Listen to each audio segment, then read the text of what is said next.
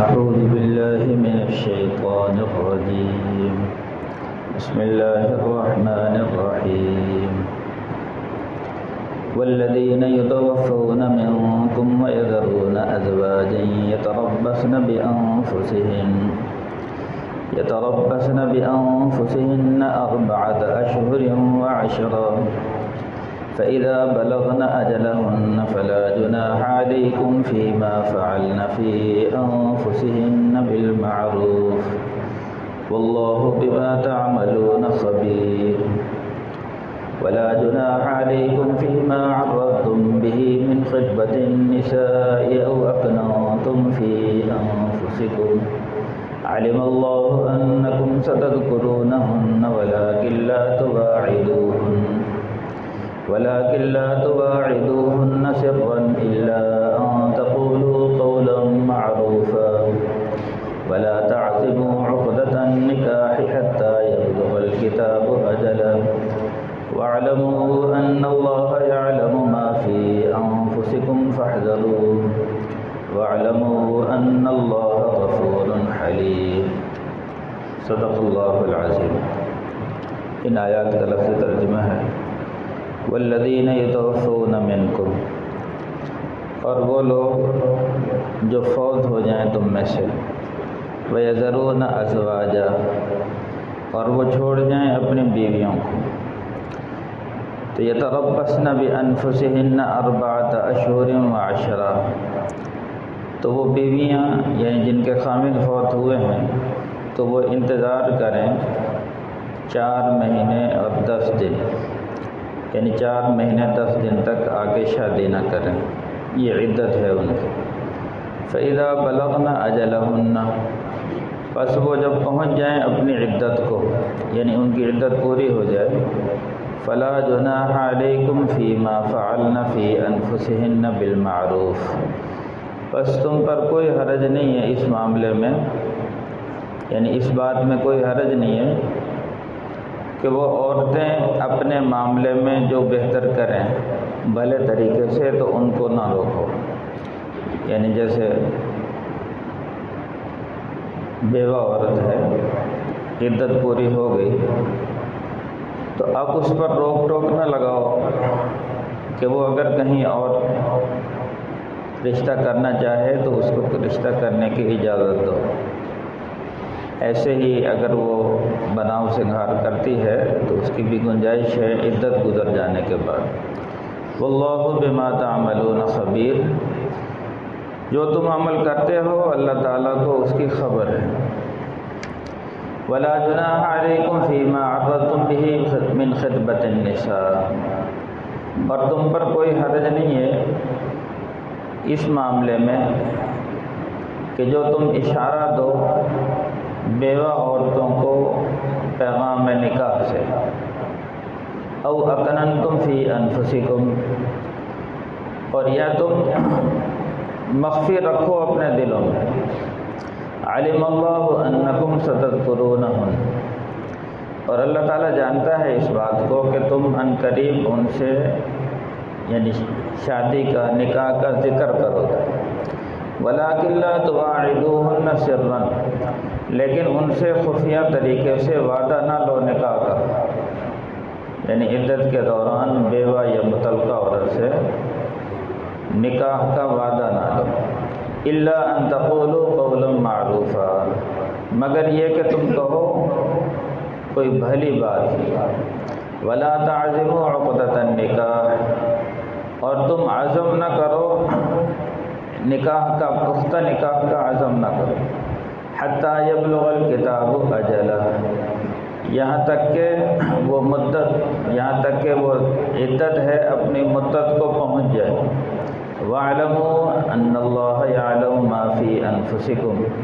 اور جان لو کہ اللہ تعالیٰ جانتا ہے جو کچھ تمہارے دلوں میں ہے. فاحذروہ، بس اللہ سے ڈرتے رہو. واعلموا ان اللہ غفور حلیم، اور یہ بات بھی اچھی طرح جان لو اللہ تعالیٰ مغفرت کرنے والے ہیں اور اللہ تعالیٰ حلیم ہے، متحمل مزاج ہیں. تین آیت کا لفظ ترجمہ ہے. یہاں سے بیوہ عورت کی عدت بیان کی ہے. کہ وہ عورتیں جن کے خامند فوت ہو جائیں تو ان کی بیواؤں کے لیے حکم یہ ہے کہ وہ 4 مہینے 10 دن تک آگے شادی نہ کریں، یعنی 4 مہینے 10 دن عدت گزاریں گے۔ جو مطلقہ عورت ہے اس کی 3 مہینے، یہ 3 ہے، یہ 3 مہینے عدت ہے۔ اور اگر متوفی عنہا یعنی جس کا خامند فوت ہوا ہے تو وہ 4 مہینے 10 دن تک عدت گزارے گی، لیکن یہ عدت اس وقت ہے کہ وہ حاملہ نہ ہو۔ اگر وہ حاملہ ہے تو پھر اس کی عدت وضع حمل ہے، یعنی جب بھی بچہ پیدا ہو جائے۔ اگر بچہ 2 دن کے اندر پیدا ہو جاتا ہے تو 2 دن بعد ہی اس کی عدت ختم ہو گئی، اور اگر بچہ 9 مہینے بعد پیدا ہوتا ہے تو پھر 9 مہینے تک اس کی عدت چلے گی۔ کیونکہ یہ عدت کا مقصد یہ ہوتا ہے کہ بھئی اندازہ ہو جائے کہ عورت کے ہاں بچہ ہے یا نہیں ہے۔ اگر بچہ ہے تو جب تک یعنی وہ بچے کو جنم نہ دے تو کسی دوسرے خامند سے نکاح نہ کرے، ورنہ مسئلہ بچے کے نسب میں مسئلہ پیدا ہو جائے گا۔ فرض کرو عورت حاملہ ہے اور دوسرے خامند سے شادی کر لی، ابھی حمل اس کا واضح نہیں تھا لیکن عورت کو پتہ ہے، تو اب دوسرے خامند سے شادی کر لی، اب بچہ پیدا ہوا تو اندازہ نہیں ہوگا یہ پہلے خامند کا بچہ ہے یا دوسرے خامند کا۔ اس لیے جب اگر مطلقہ ہے 3 مہینے تک عدت گزارے گی تو اتنے اندازہ ہو جائے گا، اور مطلب جس بیوہ ہے تو پھر 4 مہینے 10 دن تک عدت گزارے گی، تو اتنے میں بچے کا پتہ چل جائے گا۔ اگر بچہ نہیں ہے تو 4 مہینے 10 دن بعد شادی کر لے، اور اگر بچہ ہے تو پھر جب تک بچے کی ولادت نہ ہو جائے اس وقت تک کسی دوسرے خامند سے شادی نہ کرے۔ ہاں عدت گزر گئی ہے تو پھر فرمایا کہ پھر ان بیواؤں کو نہ روکو اپنے معاملے میں، وہ اگر شادی کرنا چاہیں تو ان کو شادی کرنے کی اجازت دے دو۔ ہمارے معاشرے میں ہوتا یہ ہے کہ بیوہ ہے یا مطلقہ ہے، بچے موجود ہیں تو اکثر اس کو روک دیا جاتا ہے شادی کرنے سے، اور عام طور سے بچے ہی رکاوٹ بن جاتے ہیں۔ تو بچے کہتے ہیں جی نہیں جی ہم نے نہیں شادی کرنے دینی، حالانکہ بچوں کا ذہن بنایا جائے بھی اس سے عورت کی زندگی برباد ہو جائے گی۔ اب بچے تو بڑے ہو کے اپنے اپنے شادی کر کے گھروں میں، تو اور اس کو کون سنبھالے گا، اور پھر اس کے ایمان کی سلامتی اس کے سر سے سایہ اٹھ گیا ہے۔ تو اس لیے اور بلکہ اب شریعت میں بیواؤں سے شادی کرنے کی بڑی تاکید ہے، بلکہ حضور صلی اللہ علیہ وسلم نے سب سے پہلی شادی بیوہ سے کی۔ حضور صلی اللہ ہمارے نبی کریم صلی اللہ علیہ وسلم نے، آپ علیہ السلام کی عمر 25 سال تھی، حضرت خدیجہ رضی اللہ تعالی عنہا کی عمر 40 سال ہے، اور وہ بیوہ ہیں۔ تو سب سے پہلا رشتہ آپ علیہ السلام نے بیوہ سے کیا، یہ اشارہ تھا کہ بیواؤں سے شادی کرنے میں کوئی حرج نہیں، اور بلکہ بیوہ سے شادی کرنا سنت ہے، باعث اجر و ثواب ہے۔ کہ عام طور سے بیوہ سے اول تو پہلے تو یہ کہ بیوہ کو اجازت نہیں دی جاتی، بچے رکاوٹ بن جاتے ہیں، اس کے بھائی رکاوٹ بن جاتے ہیں، گھر والے رکاوٹ بن جاتے ہیں، اور اگر اجازت دے بھی دی جائے تو کوئی دوسرا بیوہ سے شادی کرنے کے لیے تیار نہیں ہوتا کہ اس کے تو بچے ہیں، ان کو کون پالے گا۔ حالانکہ مسئلہ یہ ہے کہ اگر بیوہ ہے، اس کے یتیم بچے ہیں، تو سب سے پہلے یہ کہ وہ اپنا رزق کھائیں گے، ہم ان کو کچھ نہیں کھلائیں گے، بلکہ ہم ان کو اپنے گھر میں لائیں گے تو ان کا رزق ہمارے ساتھ آ جائے گا۔ ہر بندے کا رزق اس کے ساتھ ہے اور لکھا ہوا ہے، جہاں وہ جائے گا اس کا رزق ساتھ آئے گا۔ دوسرا یہ ہے کہ یتیموں کی پرورش میں حضور صلی اللہ علیہ وسلم نے بڑا اجر و ثواب بتلایا ہے۔ فرمایا کہ جس گھر میں یتیم، سب سے بہترین گھرانہ وہ ہے جس گھر میں کوئی یتیم پل رہا اور اس کے ساتھ اچھا سلوک کیا جائے، وہ سب سے بہترین گھرانہ، اللہ کی رحمت برکت اس گھر پہ آتی ہے۔ اور ساتھ یہ بھی فرما رہی ہے بدترین گھرانہ وہ ہے جس گھر میں کوئی یتیم ہو اور اس کے ساتھ برا سلوک کیا جائے اس گھرانے سے بدترین گھرانہ کوئی نہیں کہ یتیموں کے ساتھ برا سلوک۔ ظاہر ہے جب ان کا یعنی نکاح نہیں کرائیں گے کسی خامن سے اور اسی گھر میں، تو پھر ان کے ساتھ برا سلوک ہوگا، ان کی پرورش کرنے والا، ان کی ذمہ داری لینے والا کوئی نہیں ہوگا۔ اور پھر یہاں تک فرمایا کہ یتیم کے سر پہ شفقت سے بندہ ہاتھ رکھے، تو جو شخص یتیم کے سر پر شفقت سے ہاتھ رکھے تو اس ہاتھ کے نیچے یتیم کے سر کے جتنے بال آئیں گے اللہ اتنی ہی نیکی عطا فرمائے گا۔ اب گھر میں یتیم ہے، آدمی روزانہ شفقت سے اس کے سر پہ ہاتھ رکھ دے تو اب کتنے بال ہاتھ کے نیچے آتے ہیں کوئی گنتی نہیں کر سکتا، ان گنت نیکیاں مل جائیں۔ اور یہ صرف ہاتھ رکھنے کا اتنا ثواب ہے، ان کو کھلانے پلانے کا، ان کے ساتھ محبت کرنے کا کتنا ثواب ہوگا، ان کی ضروریات کو پورا کرے، ان کے لباس کی، ان کے کھانے پینے کی جو ضروریات پوری کریں گے تو اس سے بہت زیادہ اجر و ثواب ملے گا۔ تو اس لیے بیوہ سے شادی کرنا، اس کے یتیم بچوں کی پرورش کرنا،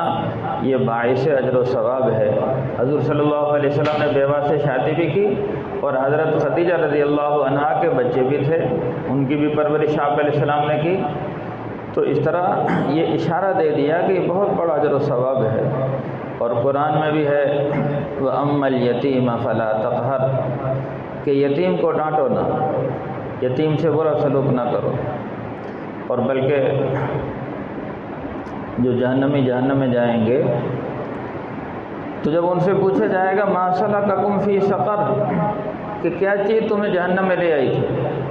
تو سب سے پہلے تو کہیں گے وَلَمْ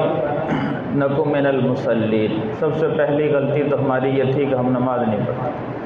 اور دوسری غلطی وَلَمْ نَكُ نُطْعِمُ الْمِسْكِينَ، ہم مسکینوں کو کھانا نہیں کھلاتے تھے۔ یعنی جیسے نماز نہ پڑھنا یہ بھی بڑا سخت گناہ ہے، جہنم میں لے جانے کا سبب ہے، ایسے ہی یتیموں کو کھانا نہ کھلانا، یتیموں کے ساتھ اچھا سلوک نہ کرنا یہ بھی جہنم میں لے جانے کا سبب ہے۔ جہاں یتیم کی پرورش کی بہت بڑی فضیلت ہے، وہاں یتیم سے بے توجہی کرنے پر بہت بڑا عذاب بھی ہے، جہنم میں لے جانے کا سبب ہے۔ اس لیے حکم یہ ہے کہ بھئی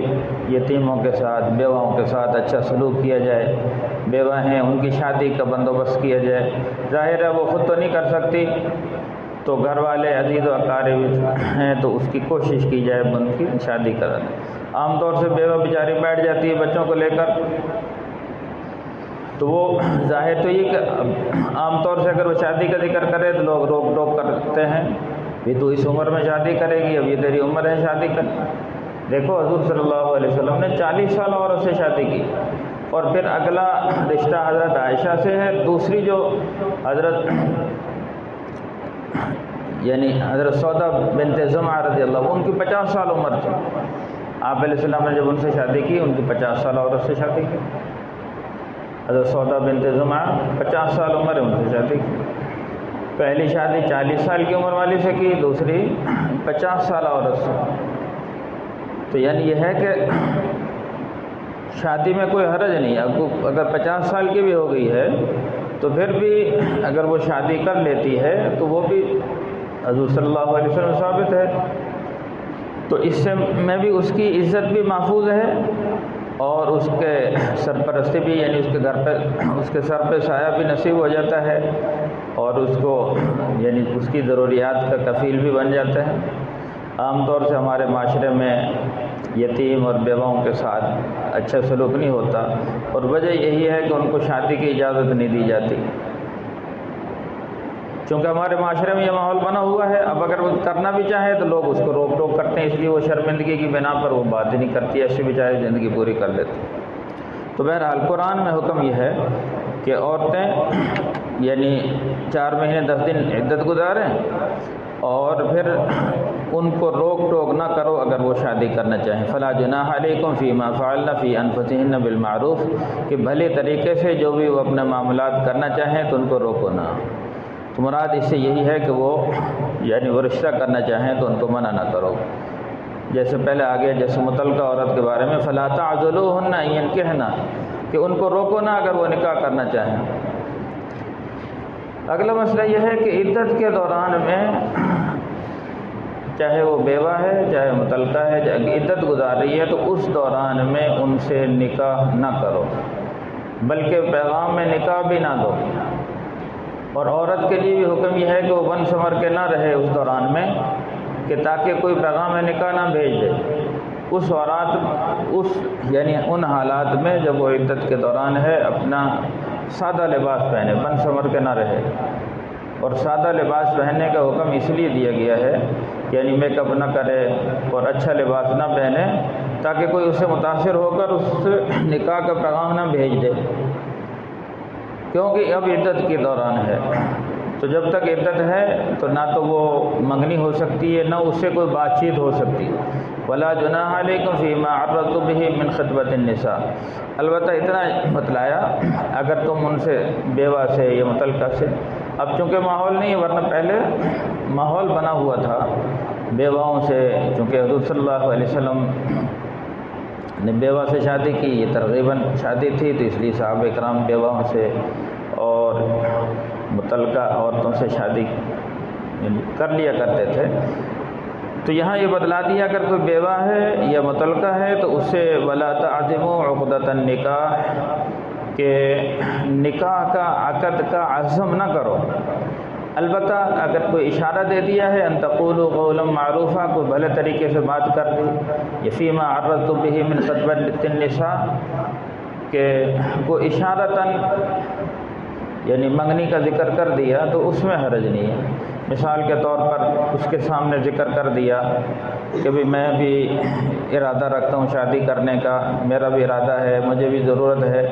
اس طرح اشارہ دے سکتے ہیں آپ، لیکن صراحتاً ان کو نہیں کہہ سکتے۔ لا تواعدوہن سرا، کہ خفیہ طریقے سے ان سے شادی کا وعدہ نہ لو عدت کے دوران۔ او اقرنتم فی انفسکم، ہاں اپنے دل میں سوچ سکتے ہو کہ دل میں ان سے ارادہ رکھو شادی کا، یا ان کے سامنے اشارتاً کوئی بات کر دو، اس کی گنجائش ہے، لیکن ان سے شادی کا وعدہ نہ لو، یہاں تک کہ حتی یبلغ الکتاب اجلہ، یہاں تک کہ وہ اپنی عدت کو پہنچ جائیں۔ وَاعْلَمُوا أَنَّ اللَّهَ يَعْلَمُ مَا فِي أَنفُسِكُمْ، جان لو کہ اللہ تعالیٰ خوب جانتا ہے تو جو تمہارے دلوں میں ہے، فاحذروا، لہذا اللہ سے ڈرتے رہو۔ وَاعْلَمُوا أَنَّ اللَّهَ غَفُورٌ حَلِيمٌ، اور یہ بات بھی جان لو کہ اگر خدا نہ خواستہ کوئی کمی کوتاہی ہوئی ہے تو اللہ سے مغفرت طلب کر لو، اللہ مغفرت کرنے والا ہے، اور اللہ بہت حلیم ہے، متحمل مزاج ہے، اگر کوئی کمی کوتاہی ہو جائے تو اللہ بہت باری فرماتے ہیں، پردہ داری فرماتے ہیں، لیکن اللہ سے معافی مانگ لو، توبہ کر لو کہ ان معاملات میں، جیسے میں نے پہلے عرض کیا کہ اللہ تعالیٰ کوئی مسئلہ بیان فرماتے ہیں اور بعد میں پھر فرماتے ہیں فاتقوا اللہ، اللہ سے ڈرو، کہیں فرمایا فاحذروا، اللہ سے ڈرتے رہو، کہ ان معاملات میں کوئی گڑبڑ نہ ہو جائے، کسی کے حقوق غصب نہ ہو جائیں۔ معاملات میں فرمایا کہ اللہ تعالیٰ اپنے حقوق کی تو معافی ہے، لیکن اگر ایک دوسرے کے حقوق ہیں تو ان میں معافی نہیں ہے جب تک کہ بندوں کے حقوق، اور خاص کر یہ بیویوں کے حقوق ہیں، اور تو ان معاملات میں بہت ہی اللہ سے ڈرتے رہنا چاہیے، کوئی کمی کوتاہی نہ ہو۔ ابھی میں ایک جگہ پڑھ رہا تھا کہ کوئی آدمی بڑے اللہ والے کے پاس گیا اور جا کر عرض کی کہ مجھے کوئی نصیحت کر دو، کوئی اچھی سی نصیحت کر دو، تو ان اللہ والے نے صرف ایک نصیحت کی، بھی نصیحت یہ ہے کہ اس بات سے ڈرتے رہنا کہ کوئی تیری اللہ کے ہاں شکایت نہ کر دے، ہمیشہ اس بات سے ڈرتے رہنا کوئی تیری اللہ کے ہاں شکایت نہ کر دے، ورنہ سارے اعمال برباد ہو جائیں گے۔